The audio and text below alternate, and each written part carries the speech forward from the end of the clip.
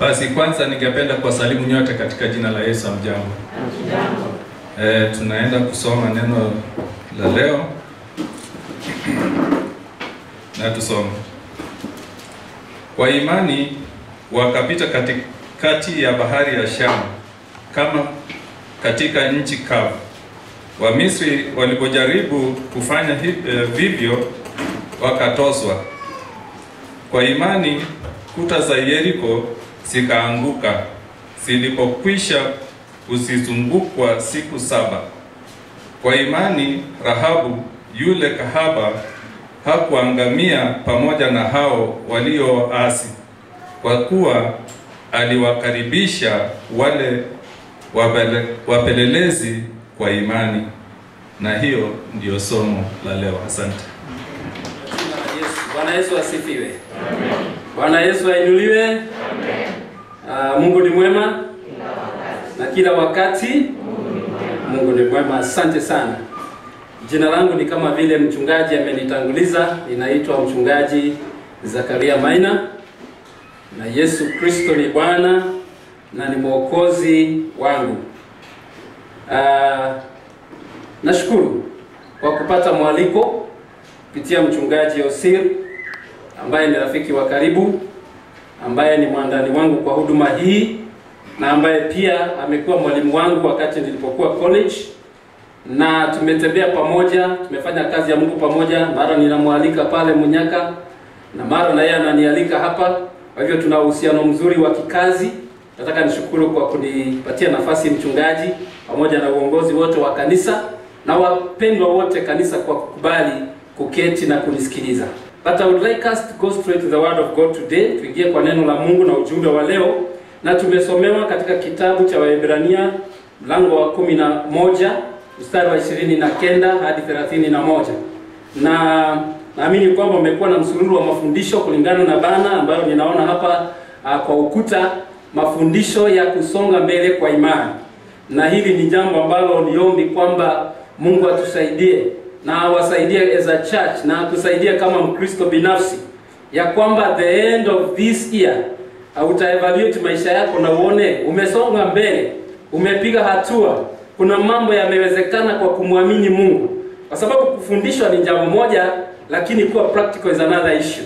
Kwa hivyo let us be practical in our living and even in the word of God about tunapokea kwa kila siku. Kama umeamini hiyo sema amen. Amen. Basi ujumbe wa leo ni barriers broken by faith, ama vizuizi vinavyovunjwa na imani. Vizuizi, barriers ni vizuizi.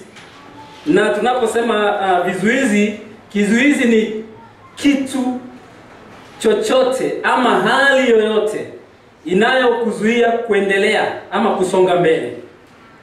Kuna vizuizi vingi ambavyo tunakumbana navyo katika maisha ya imani, na hasa pia hata katika maisha ya kawaida. Na unaposafiri hata barabarani, kuna kizuizi cha askari. Unaenda unakuta askari wameweka kizuizi barabarani na wanasema simama, ama unakuta kibao kinakwambia police check.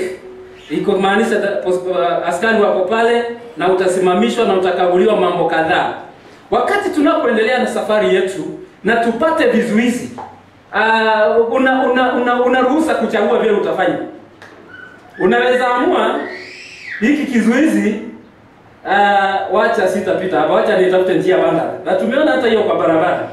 Unaona wale wanaenda barabarani, wana sign zao, wanaulizana, wanaambiana, na yeye anajua kizuizi kiko wapi mbele. Unaona, kwa sababu anajijua na anajua hayuko sawa sawa, anapiga reverse, anawapitisha msitu ili aepuke kizuizi hicho. Hiyo ni njia moja. Njia nyingine ni kwamba unaweza kuamua, wacha niende alafu tusemezane, tuende tuongee na kizuizi hiki tuone kama nitaruhusiwa nipite. Njia nyingine ni kwamba unaweza amua sasa, wacha nikubaliane tu liwalo na liwe. Kama kizuizi kitanizuia niendelee, safari yangu inafika mwisho hapo. That's another option. Na njia nyingine bado unaweza amua, sasa kwa sababu kuna kizuizi, kitu kinanizuia, wacha nisitaendelea na safari, sasa wacha nirudi nyuma. Na upige hiyo turn na urudi mahali umetoka. Hizo ni njia baadhi ya zile ambazo unaweza kutumia unapokutana na kizuizi.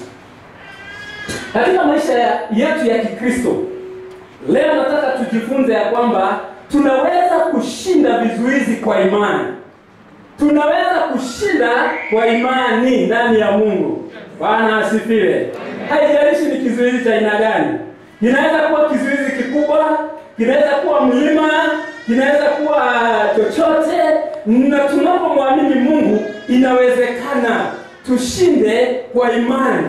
Kwa sababu Mungu wetu ni Mungu anayeweza. na neno la Mungu linasema hakuna chochote kisichowezekana kwa nani? Kwa Mungu. Kwa hiyo tunataka tutiane moyo, na wewe ujitie moyo leo ya kwamba inawezekana hali zozote katika maisha naweza kushinda nikiwa ndani ya Bwana. Na mahali ambapo tumesoma siku ya leo tuna mifano mitatu ambayo tunajifunza kutoka scripture ya watu waliokumbana na vizuizi, na walipokumbana na vizuizi hivi kwa imani waliweza kushinda na vizuizi vikawaondokea. Na hawa watu ama hizi hali tatu tunazipata katika kitabu cha Agano la Kale, na wa kwanza ni mahali ambapo tumesoma neno la Mungu likisema verse 29, Waebrania 11 verse 29. Biblia inasema kwa imani wakapita kati ya bahari ya Shamu kama kati ya nchi kavu, kama katika nchi kavu. Wamisri walipojaribu kufanya vivyo wakatoswa. Hapa tunaambiwa the first situation ambayo ni ya watu ambao ni wana wa Israeli na ni taifa la Mungu, ni taifa lililochaguliwa na Mungu ajidhihirishe na ajionyeshe through them. Na sasa tunaambiwa kwamba walipita katikati ya bahari ya Shamu na hawakuweza kumezwa ama kutoswa kama vile Kiswahili hiki kinasema, hawakuzama, hawakumezwa na maji, lakini walipita katikati. Lakini kuna wengine ambao walijaribu kufuata, na hawa ni Wamisri ambao hawakumwamini huyu Mungu. Wamisri walikuwa na miungu yao mingi. Walijaribu vile wameona wana wa Israeli wakifanya, lakini Biblia inasema kwamba hawakuweza, walitoswa. Na ukisoma maandiko haya utakuta kwamba Mungu ndiye alisababisha hali hii, kwa sababu alisema kwamba baada ya wana wa Israeli kuwa katika nchi ya utumwa miaka zaidi ya 400, na wakawa wanamlilia Mungu na wakawa wanamuomba na wanamwambia Bwana tukumbuke. Mungu alipowakumbuka akatuma nguvu zake kupitia na mapigo 10, akasababisha Farao na wana wa Egypt ama wa Misri wawaachilie Waisraeli. Na neno la Mungu linasema wakati wa Israeli walipoenda tu wameanza safari, wameenda tu siku chache, wakakuta kwamba mbele kuna bahari la Shamu, na wakapiga kambi kando kando. Habari ikamfikia Farao kwamba hawa watu ambao waliwaachilia wamepiga kambi mahali fulani. Neno la Mungu linasema Mungu aliambia Musa, nitafanya moyo wa Farao uwe mgumu na atawakujia, lakini nataka nijidhihirishe na nijulikane kwamba mimi ni Mungu kupitia tendo hili. Kwa hivyo Farao aliposikia kwamba amepiga kambi, akatayarisha jeshi lake, akatayarisha farasi wake, akawaambia sasa tumeachilia watu waliokuwa wakituhudumia, sasa ni vizuri tuwafuate, tuende, wamepiga kambi, tuende tuwamalize sasa, na tukiwezekana wale tutarejesha, turejeshe. Na neno la Mungu linasema kwamba Farao akaja. Na wakati Farao alipokuja, ukisoma katika kitabu cha Exodus ama Kutoka 14, hiyo chapter ni hadithi hiyo. Farao alipokuja na majeshi yake, naye Musa amepiga kambi na wana wa Israeli pale, wakainua macho yao na wakatazama, wakaona vumbi, wakachungulia, wakaona ni Farao amekuja mbio na jeshi lake, wakajua ni kubaya kama vile chairman amesema. Wakaanza kulia, wakaambia Mungu tukumbuke, wakageukia Musa, wakamwambia Musa, wewe ni kiongozi wa aina gani? Wewe umetutesa kwa sababu sasa ndiye huyu Farao na anakuja kutuangamiza, na hapa hakuna njia, hii ni bahari, hatuwezi vuka, hatuna mashua, hatuna meli, tutavukaje? Afadhali tungekufia huko. Na hiyo wakati mambo yanakuwa magumu, watu wanageukia viongozi na kuwapiga mawe na kuambia wewe ndio umesababisha tuwe mahali tumefika. Lakini neno la Mungu ni tamu. Neno la Mungu ni tamu. Wakati hawa watu walipokabiliwa hiyo, hiki ni kifo kimewakondolea macho. Na ukumbuke hawa watu wamekuwa Misri zaidi ya miaka 400. Hawa watu hawajawahi ona vita na macho. kwa sababu hawakuhusishwa kwa vita. Hata kama Egypt ama Misri walikuwa wanapigana vita, walikuwa majeshi ya Misri wanaenda wanapigana. Kwa hivyo hawa Waisraeli hawajawahi ona vita. Hawa Waisraeli hawana vitu ama vifaa ama tools ama weapons, hawana silaha. Kwa hivyo wako hivyo tu. Na sasa hili ni jeshi ambalo ni maalum kwa vita. Na hii ni bahari iko mbele yao. Wakaona tumekwisha. Neno la Mungu linasema Mungu alimtumia mtumishi wake Musa. Akaambia Musa, sasa ni wakati wa kusimama imara. Ukisoma katika Exodus 14, nataka nisome pale mstari wa 13 na 14 haraka sana. Kutoka 14 mstari wa 13, Musa anasema maneno haya. Musa akawaambia watu, msiogope, simameni tu mkauone wokovu wa Bwana atakaowafanyia leo.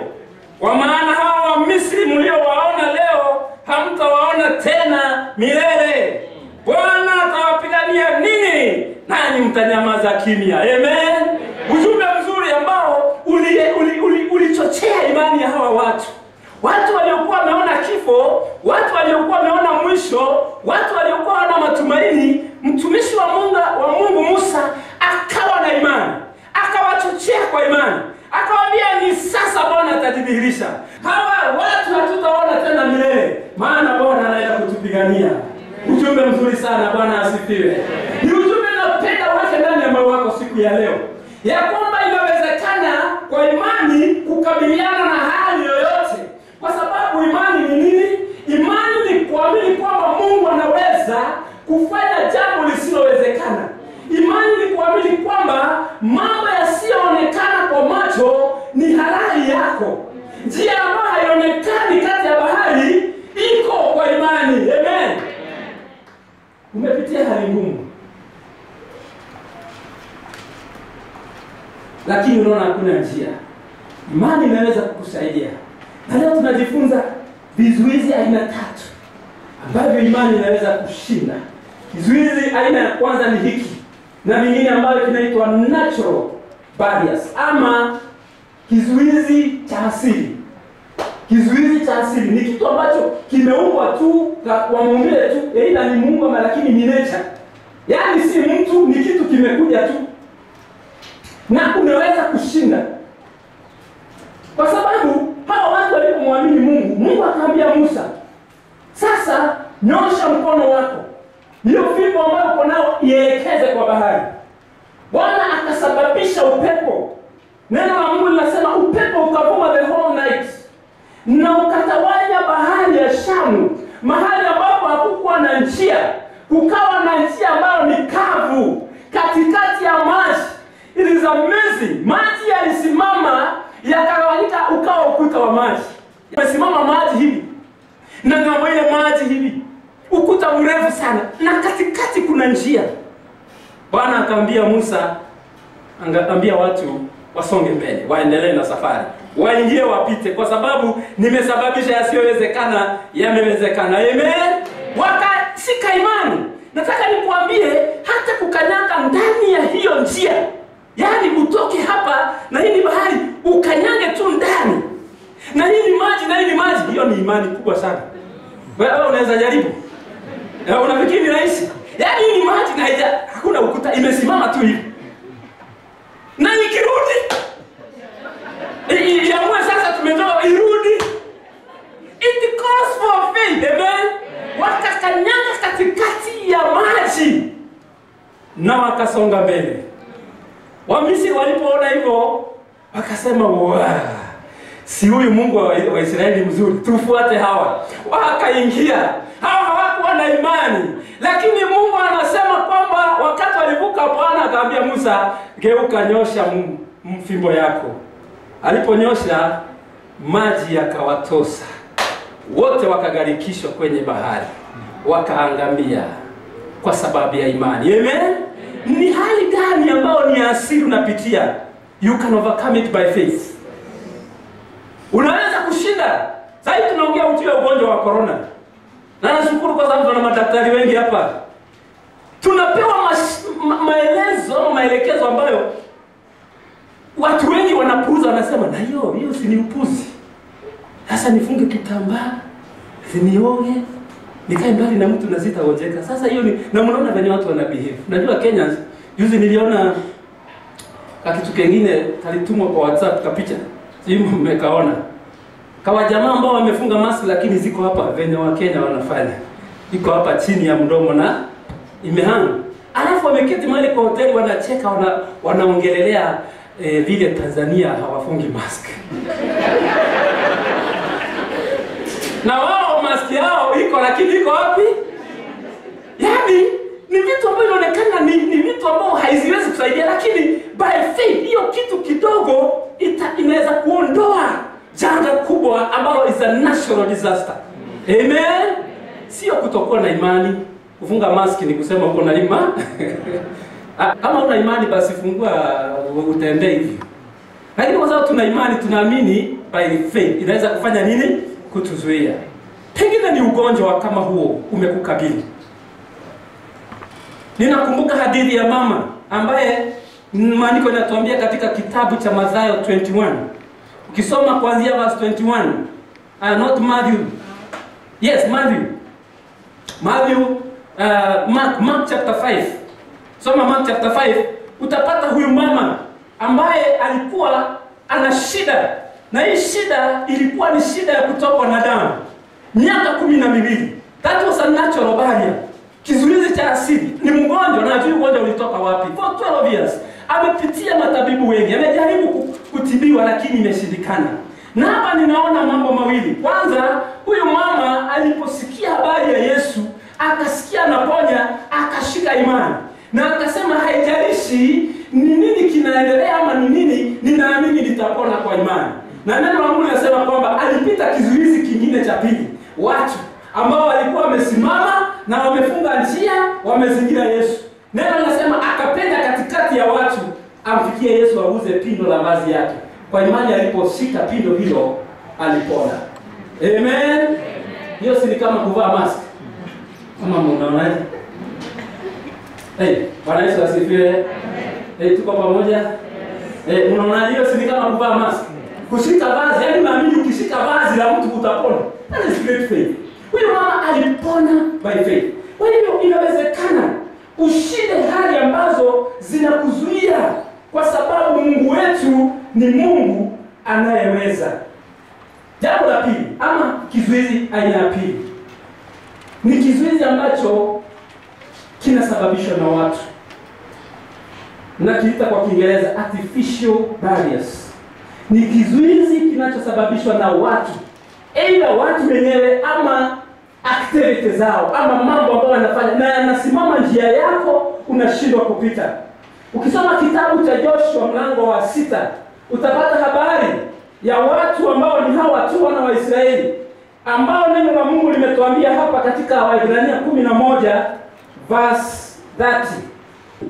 Kwa imani kuta za Yeriko zikaanguka zilipokwisha kuzungukwa siku 7. This is another situation of faith, ambapo tunaambiwa kwa imani kuta za mji wa Yeriko zilianguka baada ya kuzungukwa siku 7 mara 7. Nataka ufikirie hivi. Mji huu wa Yeriko ni mji mkubwa. Ni mji ambao uko na watu wengi. Ni mji ambao una mfalme wake. Ni mji ambao uko na majeshi yake. Ni mji ambao mahali ulikuwa uko ama umejengwa, ulikuwa mahali ambapo ulikuwa unatawala eneo hilo lote. Hakuna wengine waliokuwa wakisema Canaan isipokuwa Jericho. Mji wa Jericho ulikuwa na kuta kubwa sana, ambazo kwenda juu kwake zilikuwa futi 65, 65 feet height. Kwa hiyo ni ukuta ambao hata huwezi jaribu hata kupanda juu. Ni ukuta ambao pia ulikuwa mnene na ambao haungeweza kupenya. Na mji huu wa Jericho ulikuwa na sifa, ulikuwa na maji, ulikuwa na visima vya maji. Hakungekuwa na hata kukauke namna gani. Na pia ulikuwa na supply ya kutosha ya chakula. Watu wa mji huu wa Jericho wangekaa ndani kwa muda mrefu bila kutoka. Wako na chakula na wako na maji. Kwa hivyo hata wakati wa vita hawana shida, wanaendelea na maisha, wanaendelea kula na kunywa na hawatoki nje. Na neno linasema ukisoma hiyo Joshua chapter 6 ya kwamba watu wa Jericho hawangeweza kutoka nje ama kuingia kwa sababu walisikia Waisraeli wanakuja. Kwa hivyo wakajifungia kwa mji na wakajua tuko salama.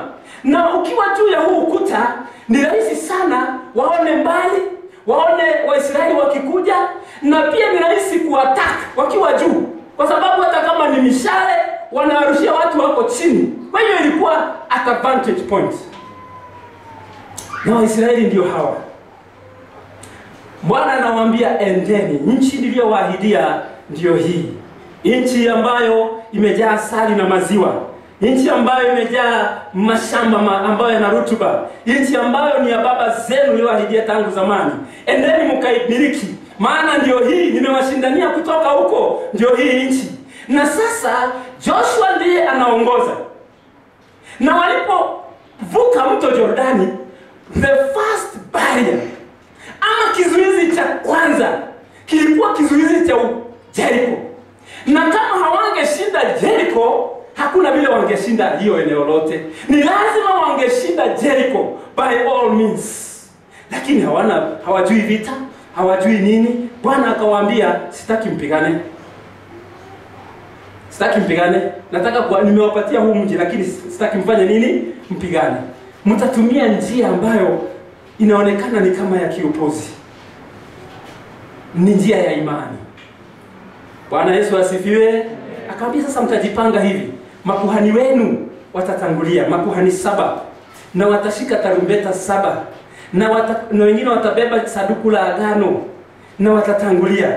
Na mtaenda kwa huo mji, mtazunguka huo mji siku ya kwanza mara moja na msiongee, siku ya pili mara moja na msiongee, siku 6 mara moja, na siku ya 7 mtazunguka huo mji mara 7.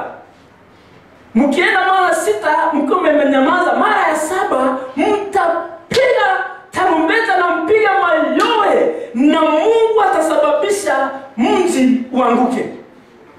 Yaani hata kama ni wewe, unaona hiyo ni kama ni ujinga ama namna gani? Bwana Yesu asifiwe. Hamuna silaha, just imagine hamuna silaha. Hamujui vita. Na wanaona huko chini. Hata nashangaa walikuwa wanazunguka namna gani. Hata kama mkienda mmenyamaza hivi na wale wanaona, inaonekana Mungu aliwapiga wale na upofu fulani. Kwa hiyo hawa wanasema wakazunguka.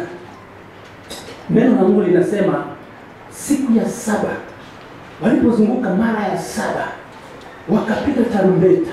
Watu wote wakapiga mayowe, wakapiga nduru. Yaani ni kama wanajiitania kwa wenye mji. Lakini walikuwa wana shout kwa ule ukuta.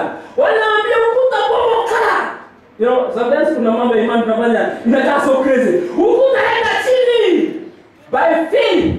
Neno la Mungu linasema ukuta ukaanguka. Bwana Yesu asifiwe. Wale watu wanao wakaanza kukimbia. Nao wanasema wakaambia fuata sasa. Maliza hawa. Na Mungu akawapa ushindi. Kizuizi kilichokuwa kimewekwa na watu kikaondoka. Bwana Yesu asifiwe. Inawezekana. Watu wamekuzuia kumuona Yesu, inawezekana. Watu wamekukanyangia hata mahali pa kazi, promotion yako, by faith inawezekana. Watu wamekusongesha kwa ukuta, wanasema sasa wewe utaona cha mtemakuni, inawezekana ambaye nakumbuka hadithi ya mama mmoja nilisikia ambaye alioleka na mume wake, wakakaa muda mchache wakapata watoto wakiwa wadogo tu. Mume wake akaaga. Na huyu mume alikuwa amenunua shamba mahali pazuri sana, pana rutuba sana. Na mwisho wa shamba pale kulikuwa na mlima wa mawe, mlima yani ahili. Kama ile inaitwa Silgoit. Kama ile Silgoit iko hapo kwa mwisho wa shamba pale. Sasa wakati mzee alipoaga, watu wa kina mzee wakaenda wakakutana meeting. Wakasema sasa ndugu yetu ameenda, lakini hatuachii huyu mama hizi mali zote. Ni lazima tugawe shamba hili. Hii ni mambo inafanyika sana hapa Afrika. Kwa hivyo wakaenda wakaambia mama, sasa wewe ondoka, songa. Wakasongesha mama kabisa mpaka wakamfikisha kwa ukuta, kwa mlima pale chini. Wakamwambia jenga hapo. Na wakafence kwanza hapo, wakagawana the best part of the land. Wakagawana. Wakaanza kulima. Mama amekaa pale hana shamba, akiangalia anaona mlima tu wa mawe ambao hawezi kumsaidia. Mama akaanza kumlilia Mungu kwa sababu alimwamini Mungu. Akamwambia Bwana nisaidie. Na naona mama huyo alisimama na maneno ambayo yako Matthew 21 verse 21. Ambayo ni maneno Yesu alisema ya kwamba ukiwa na imani unaweza kuongelesha mlima na mlima ukatoka. Mama alianza kuombea huo mlima. Kila siku anapiga magoti anaambia mlima, wewe mlima niondokee. Wewe umezuia sasa hata sioni faida yako. In fact ukisoma maandiko hayo inasema ukiwa na imani utaongelesha. Bwana Yesu asifiwe. Yaani utaongelesha mlima. Ni baada ya Yesu kuongelesha mti. Yesu aliongelesha mti wa the fig tree. Akamwambia alipotafuta matunda akakosa, akamwambia kauka. Na mti ukanyauka kuanzia hapo. Yesu alipoulizwa na wanafunzi wake, "Kwa nini uliongelesha mti na ukakauka?" Akasema, "Mambo haya yanawezekana kwa imani. Ukiwa na imani utaambia mlima ng'oka hapa, uende baharini ukatupe huko na utaondoka." Mama alishika maneno. Literally akaanza kuambia mlima uondoke. Ng'oka by faith. Akaomba by faith. Mungu alisikia maombi ya mama. Unajua mlima uliondoka namna gani? Kuna kampuni ilikuja ikitafuta mawe ambao wanataka kufanyia project yao. Wakakuja collect samples. Walipofika kwa hiyo mama akasema turuhusu tu collect samples kwa hii mawe, tunaona huu mlima. Wakamwambia ni sawa, hata mimi sioni haja ya huu mlima. Wakachukua sample wakapeleka laboratory zao wakapima, na ikaonekana kwamba mawe hayo ndio the best walikuwa wanatafuta. Wakakuja kwa table wakamwambia mama, keti hapa tuuzie huu mlima. Tunataka tung'oe hii mawe tuuzie. Mama anashindwa, watu wananiambia niuzie mlima namna gani? Mlima akasema mimi hata sioni haja ya mlima, nimekuwa nikiomba hata Mungu anisaidie iotoke. Wakasema sasa tuko hapa tunataka tununue. Walinunua mlima good money. Na mama akaenda akanunua shamba kubwa kuliko lile nzuri sana na akajenga. Amen. Inaitwa nini? Imani. Si imani inatenda kazi? Inawezekana. Jambo la mwisho ni kwamba imani inaondoa vizuizi ama vikwazo ambavyo tunajiwekea. Self-made barriers. Vikwazo ambavyo tumejiwekea. Vizuizi ambavyo tumejiwekea. Huenda hausongi mbele kwa sababu kuna mambo umejiwekea. Kuna mambo ambayo wewe mwenyewe ungeshughulikia katika maisha yako na iondoke. Neno la Mungu linatuambia kuhusu mama aliyeitwa Rahab, ambaye alikuwa mama kahaba. In fact ukiangalia quality za huyu mama hata unashangaa alikuwaje kwa maandiko. Biblia inasema kwamba mstari ule wa 31, kwa imani Rahabu yule kahaba hakuangamia pamoja na hao walioasi, kwa kuwa aliwakaribisha wale wapelelezi kwa imani. Huyu kahaba alikuwa anaishi Jericho. Na kazi ya kahaba tunajua. Hatuna haja ya kuelezewa. Na ukijulikana huyu ni kahaba, watu hawataki hata kukuona area. Na wakiona unapita kwa mlango wa mama wanakuwa wakali sana. Wanajua mzee wangu hapo kwa hatari. Wewe mama ukitembea hivi town ukute mzee wako anaongea na wale wanajulikana hapo Paradise hapo hivyo. Utasema nini? Mama, ukute tu anaongea tu hapo amesimama. Na huyu kabisa ni kahaba. Si utatua nguo zote town ukipiga duki. Kifanya vitu. Huyu ni mama ambaye alikuwa na tabia hiyo. Lakini wakati wapelelezi walitumwa na Joshua waje kwa ule mji, kwa sababu walikuwa wametumwa wapelelezi wawili, yule kahaba aliwakaribisha kwake. Akawaweka ndani ya nyumba yake, akawaeleza kuhusu mji ule.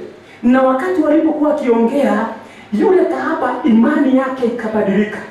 Alikuwa mtu wa kitaifa ambaye hajui Mungu. Lakini ukisoma katika kitabu cha Joshua chapter 2 na usome kuanzia verse 8, utasikia ushuhuda wa huyu mama. Joshua chapter 2 from verse 8. Mama anasema tumesikia na tunajua ya kwamba Mungu wa Israeli ndiye Mungu aishie. Huyo ndiye Mungu kwa sababu amewapigania. Alitengeneza njia baharini. Amewapigania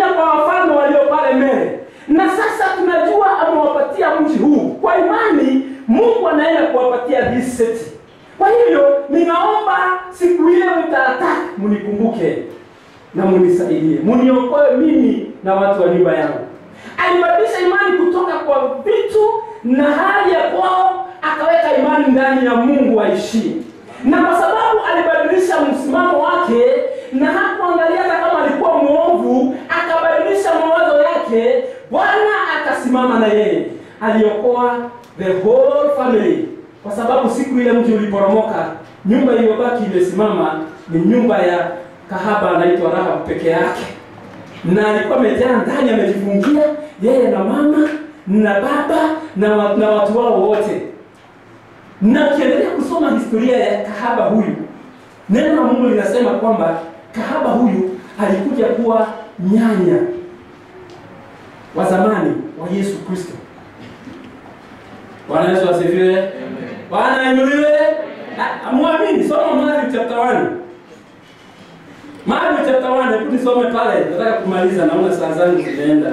Lakini nataka tushike imani ya kwamba it is possible by faith.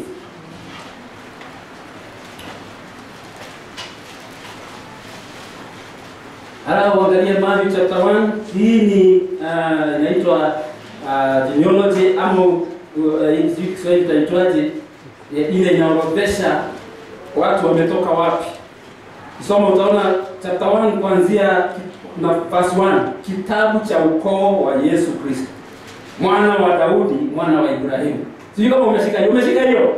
Kitabu cha nani? Cha ukoo wa Yesu Kristo. Alafu inaanza Ibrahimu alimzaa Isaka. Angalia verse 5. Salmoni akamzaa Boazi kwa Ruth. Salmoni akamzaa Boazi kwa Rahabu. Huyu Rahabu ni huyu kahaba. Boazi akamzaa Obedi kwa Ruth. Obedi akamzaa Yese. Yese akamzaa mfalme Daudi. Na ukiendelea unakuta mpaka Yesu. Kumbe nyanya wa zamani wa Yesu alikuwa kahaba.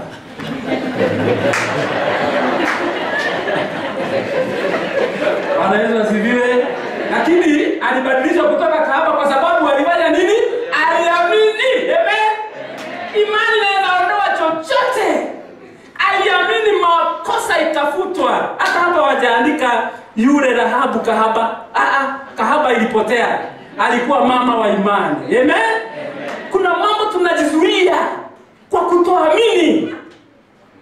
Wakati mwingine tunaangalia our past, it is so dark.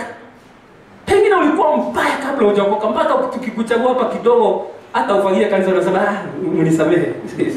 Siwezi, nimeshikika. Lakini wewe unakumbuka wakati ulikuwa mbaya, bado umejiwekea vizuizi.